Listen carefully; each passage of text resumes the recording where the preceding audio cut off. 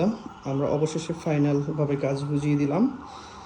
এটা হলো রূপনগর আবাসিক এরিয়া ডোরিন টাওয়ারে স্বপন ভাইয়ের ফ্ল্যাটে চমৎকার ডেকোরেশনটি করে দিয়েছি আমরা। এটা মূলত টিপি প্ল্যানিং এবং এখানে আমরা জিপসাম দ্বারা সিলিং করে দিয়েছি। দেখুন আলহামদুলিল্লাহ কাজগুলো কতটা নিখুঁতভাবে হয়েছে।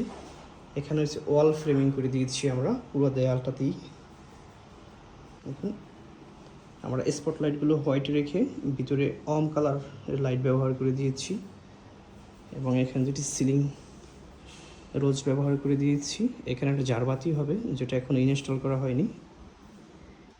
এখানে ফ্যান, খুবই অসাধারণ একটি ফ্যানও ব্যবহার করা হয়েছে আলহামদুলিল্লাহ।